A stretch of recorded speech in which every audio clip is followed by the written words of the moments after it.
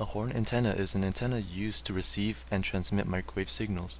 A conical horn is a section of a right circular cone and is usually connected to a cylindrical waveguide, meaning it is normally used for a circular waveguide. The horn antenna is a RF transformer or impedance match between the waveguide feeder and free space. By having a tapered end to the waveguide, the horn is formed and enables the impedance to be matched. It also helps suppress signals traveling via unwanted modes in the waveguide. The main advantage is that it provides a significant level of directivity and gain. To achieve maximum gain, increasing its aperture is desirable, but a larger waveguide is not. For a given aperture size, to increase max gain, the taper must be long enough so that the phase of the wavefront is constant across the aperture. The conical horn can be used in many ways because of its convenient and ideal characteristics. One relatable use of this antenna is a short-ranged radar system, like the ones on the street for traffic and speed enforcement. The antenna provides a direct path in which other cars and objects cannot interfere with its response. Also, it is known that the type of antenna is good for high bandwidth and stable performance over a wide frequency range. Thus, it could be good for applications which use this, such as EMC measurements. The conical horn is typically made using metal as its primary material.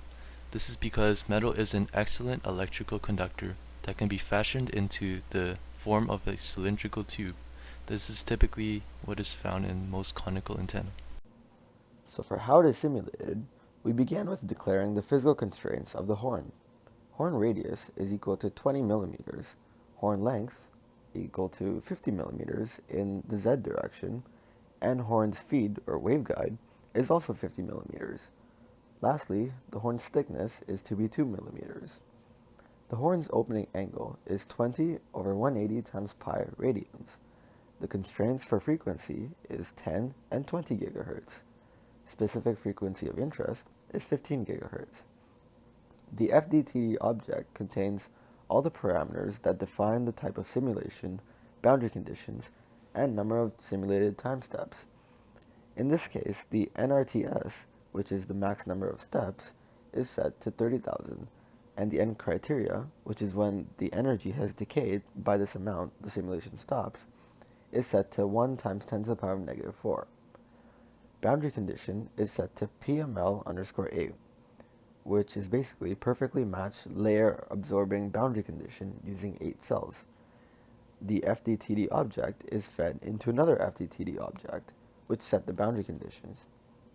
The CSXAD object contains information about the scattering structure and the shape of the sources. The structure simulation is stored in the same structure as the simulation mesh, light sources, and field dumps. The mesh created around the antenna is a rectangular grid. The x, y, and z coordinates of the conical horn are all declared. Finally, the horn is set up using a rotated polygon and its aperture defined using trig. To apply the excitation, we define the start and stop. The start and stop points are the respective coordinates of the waveguide of the port box. We feed the horn radius, mode name of TE11, and polarization angles and excitation amplitudes 0 and 1. We feed these into the parameters of add circle waveguide port function, and it creates a circular waveguide port. Adding a field dump in OpenEMS takes 2 steps. First, the dump priority is added to the CSX with given priorities. In the second step, we add predicates like which fields should be saved, interpolation mode, and etc. The characteristics of the field dump is defined by adding a primitive to the field dump. In this case, the dump box saves the electric field for each time step in the box. Function create NF to FF box is used to create multiple dump boxes that surround the structure. Directions is a one-dimensional array showing which directions are enabled/disabled for the N2FF calculations. TMP is a temporary path that is created to store the results of the simulation in a file called horn_ant.xml. Write OpenEMS is used to write the XML file created in the previous step using CSX geom plot.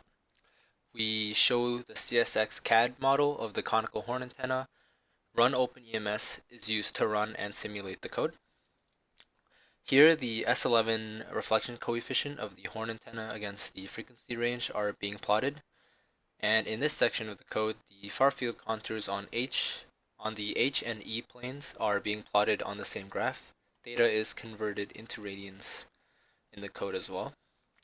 The top section of the code plots the electric field of the conical horn antenna using the polar double F function, and the bottom part is the plot double F3D is used to plot the 3D model of the electric far field for the conical horn antenna over its theta and phi range. The electric field is then normalized and simulated. So the first graph is about the magnitude reflection coefficient versus frequency applied.